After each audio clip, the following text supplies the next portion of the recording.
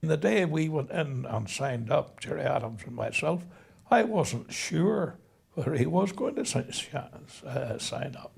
You know, and I remember handing him the book and said, "There, put your signature there."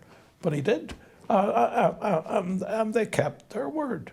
I mean, who would have thought that Jerry Adams, as leader of the IRA, would say what he did say, and bring the head of the police force to his own constituency to discuss safety for Roman Catholics in that area. It was a miracle. Mr. McGuinness to call people who shot and murdered army men to be traitors. I mean, that's strong language. And that took place, and that was the basis on which this present government came into power. When you were ill, yes, did you think, "I'll not live to see that day"? No, I had always faith that I had. My illness was really the fault, dare I say it, of the medical people. They put me on drugs that didn't do the job and weakened me very much. And when I got off them, I came back to my usual strength. And of course, you're not a lad of 16 when you're 83, you know.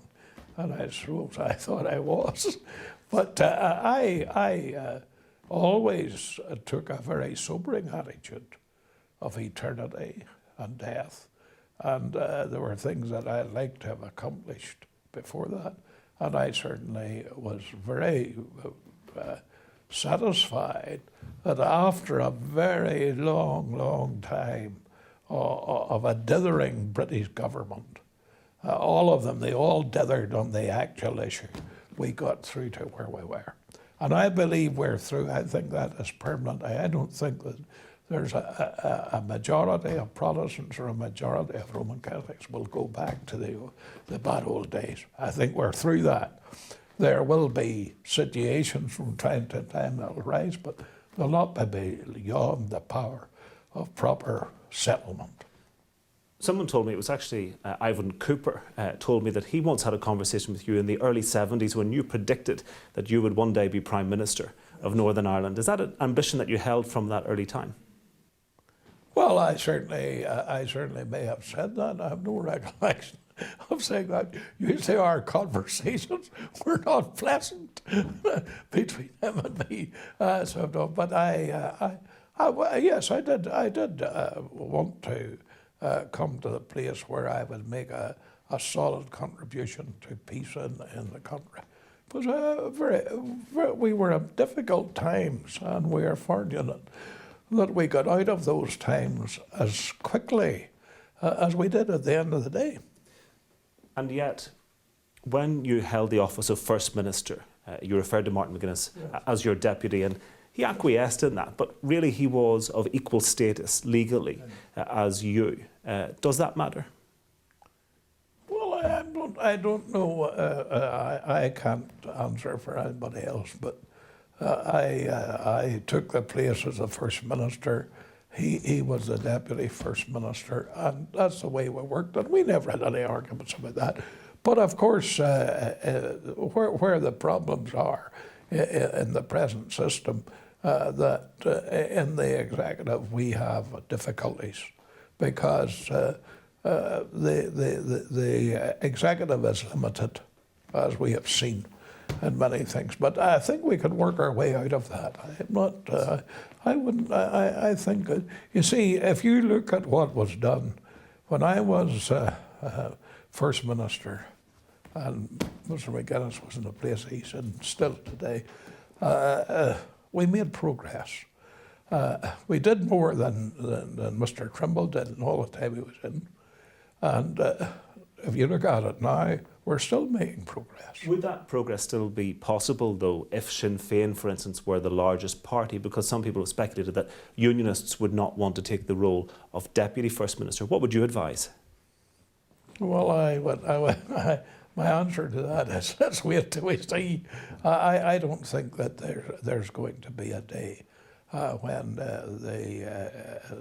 the parties will be so disordered, the Unionist parties will be so disordered that Sinn Féin will be the largest party. We are the largest. The Unionists are the largest. There's been a swing to unionism too, and I believe we'll not have that.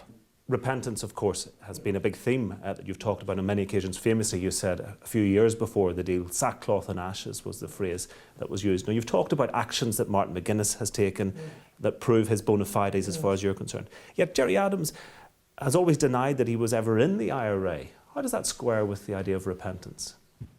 Well, that's a matter for him. I mean, full repentance is an acknowledgement of past misdeeds. But in this government, full repentance to have a government the way we have it today must be the repudiation of violence. And I mean, the big battle, frankly speaking, was to do it publicly. They didn't want that done in the House.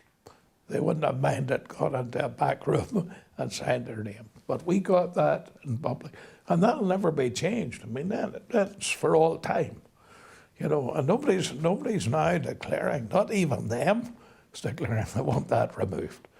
You never hear any of the other side say, we shouldn't have this, you know, because we do have it, and it must be sore on them. And of course, then there were other people who felt you couldn't do it, except every one of them were hung.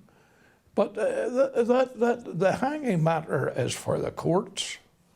The political matter is to get a form of government that will give us the right to use our power in the country for the furtherance of our own people and for the furtherance of Northern Ireland, for the better for us all. What about your own role?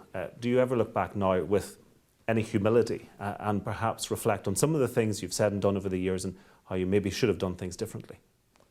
Well, everybody, I mean, I'm not an infallible being like the Pope. I don't believe I have any infallibility. Certainly, we all make mistakes. But I have no major in my life chasing me and saying you shouldn't have done that day. I did what I could.